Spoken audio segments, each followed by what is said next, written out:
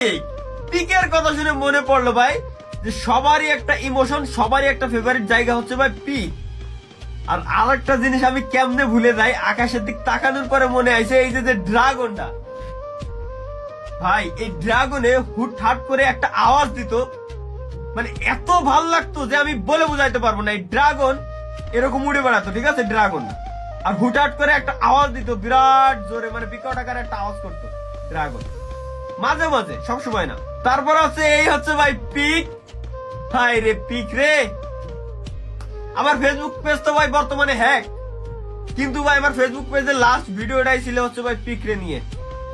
আরে পিক রে ভাই চেঞ্জ করে একেবারে বাজে বানাই দিয়েছে। গেরিন একটা কাজ করতে পারতো, পিক রে রিমাস্টার করে যা করছে এটা হচ্ছে ফ্রি ফায়ার বারমুডা রিমাস্টার ম্যাপের ভিতরে বসাই দিতে পারতো। আরে এই নেবি রে, অসময় চালাচ্ছে বাবা, আসো। সিজন 2 প্রো প্লেয়ার আজকে আইছে সিজন 2 সিজন 1 এর আইডি নিয়ে, মরার অ্যানিমেশনটা জোস, পিক পুরোটাই চেঞ্জ। না আসলে আগের পিকটাই ভাই বেস্ট ছিল, একেবারে বেস্ট, ভাল লাগতো, দেখলেই ভাল লাগে ভাই, ঠিক আছে।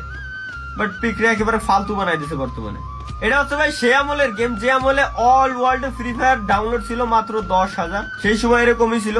আর এখন তো এই যে ঘাস, মানে সরি এখন তো ঘাস তো সব জায়গায় আছে, বাট আগে এরকম আর কি 2-1 জায়গায় ঘাস ছিল। এই ঘাসের ভিতরে লুকাই লুকাই স্নাইপিং করার যে কি মজা ছিল ভাই, এটা আসলে বলে বোঝানোর মতো না।